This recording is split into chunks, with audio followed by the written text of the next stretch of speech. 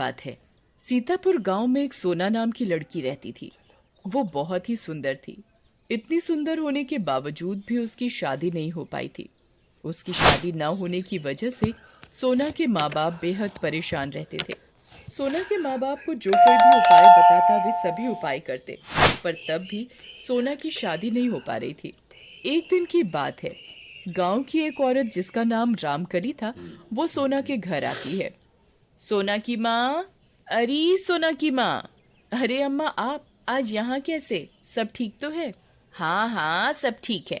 तू अपनी बता, सोना बिटिया की शादी की कहीं बात बनी? अरे कहाँ अम्मा, कहीं बात नहीं। तू चिंता मत कर, सोना की शादी जल्दी ही हो जाएगी और अच्छा रिश्ता भी मिलेगा। रामकली की ये बात सुनकर सोना की माँ की आंखों से आंसू निकल आते हैं। सोना की माँ, गांव के किनारे जो मंदिर है उसमें एक पुजारी जी रहते हैं। वो बहुत ही विद्वान हैं। उनके पास हर परेशानी का हल है। तू उनके पास जा, वो तुझे जरूर कोई ना कोई उपाय बताएंगे। सच्ची में अम्मा जी? फिर तो मैं पुजारी जी के पास कल ही चली जाऊंगी। और अगली सुबह सोना की माँ गांव के किनारे वाले मंदिर पहुंच जाती है और मंदिर के पुजारी जी से मिलती है।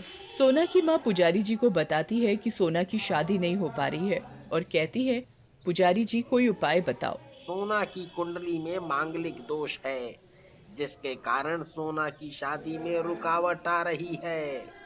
दोष? कैसा दोष? दोष ऐसा है कि अगर सोना की शादी हो भी गई तो उसका पति शादी के अगले दिन ही मर जाएगा। पुजारी जी कोई तो उपाय होगा इस दोष को दूर करने का। हम्म हम्म हम्म हम्म हम्म उपाय तो है। पुजारी जी बताइए, जो भी उपाय होगा हम सब उपाय करेंगे। तो सुनो, उपाय ये है, तुम्हें पहले सोना की शादी एक पेड़ से करनी पड़ेगी।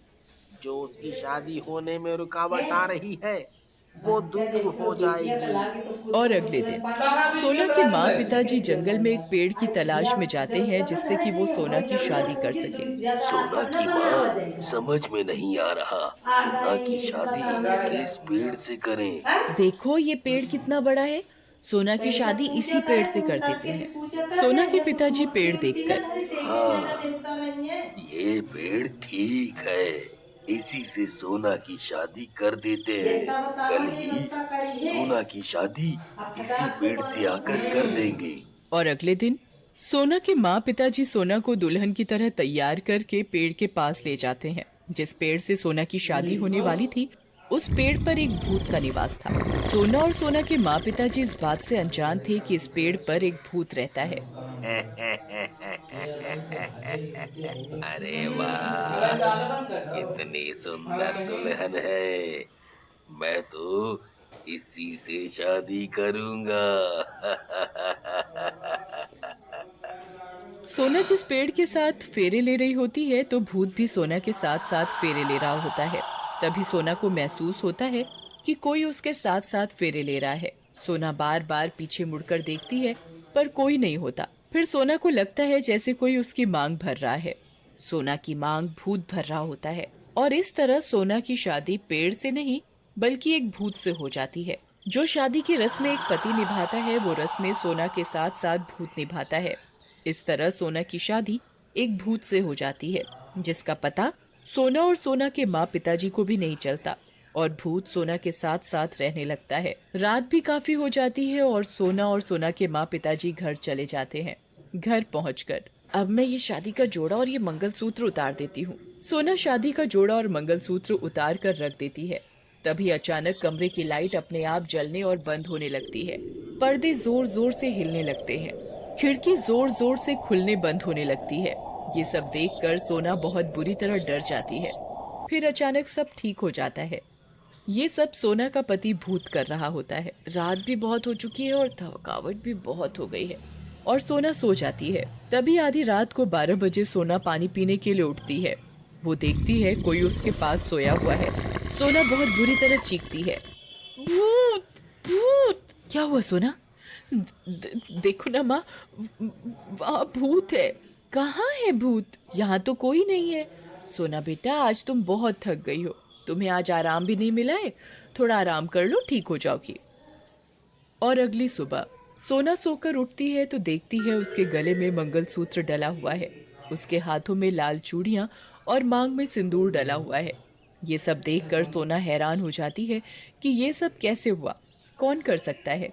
तभी सोना के पिताजी आवाज लगाते हैं, सोना की माँ, सोना की माँ, अरे क्या हुआ, इतना शोर क्यों मचा रहे हो? सोना की माँ, बात ही ऐसी है, तुम सुनोगी तो खुशी के मारे पागल ही हो जाओगी। अच्छा, ऐसी कौन सी बात है, बताओ तो जरा। अरे सोना के लिए बहुत बड़े घर से रिश्ता आया है और वो कल ही सोना को देखने आ रहे हैं। ये तो आपने बहुत ही अच्छी बात सुनाई, अब हमारी सोना भी दुल्हन बनेगी। अरे मुझे कल के लिए बहुत सी तैयारियां करनी है। उन सब की बातें भूत सुन रहा होता है।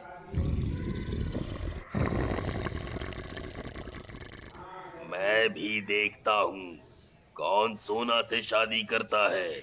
और अगले दिन लड़के वाले सोना के घर सोना को देखने के लिए आते हैं। सोना के माँ पिताजी लड़के वालों का स्वागत करते हैं। सोना की माँ सोना को लेकर आती है। सोना को देखकर लड़के की माँ कहती है, भाई मुझे तो आपकी सोना पसंद है। भूत भूत भूत। अरे रुको, आप कहाँ जा रहे हो? और वो रोने लगती है। अब मेरी सोना से शादी कौन करेगा? सोना रोने लगती है। माँ, मेरी तो किस्मत ही खराब है। रात हो जाती है और सब सोने चले जाते हैं। सोना अपने कमरे में सोने के लिए जाती है तो देखती है पलंग पर फूलों का गजरा और एक सुंदर सी साड़ी रखी हुई है।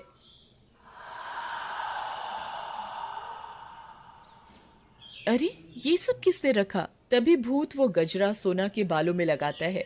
ये देखकर सोना डर जाती है। कौन है? कौन है? चिल्लाने लगती है। तभी भूत सोना के सामने आता है।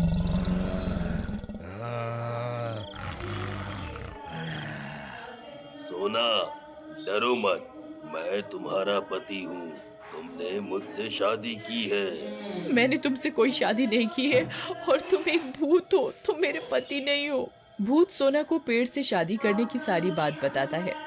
सोना ये सुनकर बहुत रोती है। ये नहीं हो सकता, मेरी शादी भूत से नहीं हो सकती।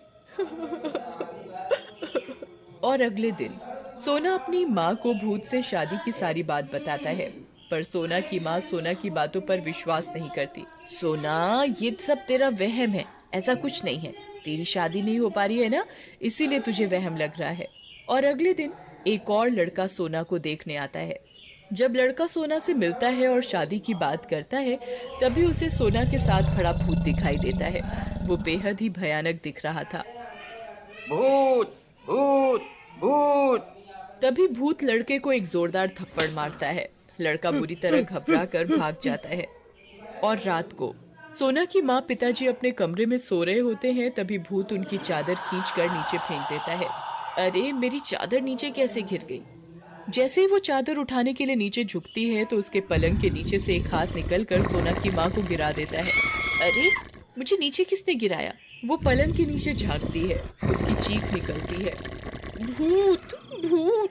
भूत सोना की माँ का गला पकड़ लेता है और कहता है, करेगी सोना की शादी। तुम कौन हो? छोड़ दो मुझे, तुम चाहते क्या हो? कौन हूँ मैं? दामाद हूँ मैं तेरा। मेरी सोना से शादी हो गई है। सोना सिर्फ मेरी पत्नी है। मैं तुम सबको मार डालूंगा। सोना के पिताजी भी आवाज सुनकर जाग जाते हैं। सोना के पिताजी भूत से सोना की माँ को छुड़ाने की कोशिश करते हैं, पर भूत उन्हें भी पकड़ लेता है। तभी सोना अपने माँ पिताजी का चीखने चिल्लाने की आवाज सुनकर उनके पास जाती है। छोड़ दो मेरे माता पिताजी को, इन्होंने तुम्हारा क्या बिगाड़ा है? चले जाओ यहाँ से। मैं तुम्हें छोड़कर कहीं नहीं जाऊंगा। अगर तुम नहीं गए तो मैं अपने आप को मार डालूंगी। तुम ऐसा कुछ नहीं करोगी, मुझे पता है। तुम अपने माँ पिताजी के बिना नहीं रह सकती। सोना अपना मंगलसूत्र, शादी की चूड़ियां और शादी का जोड़ा लेकर आती है और उस पर मिट्टी का तेल डालकर आग लगा देती है। नहीं नहीं, तुम ऐसा नहीं कर सकती। और भूत जलकर भस्म हो जाता है। इस तरह सोना का भूत से पीछा छूट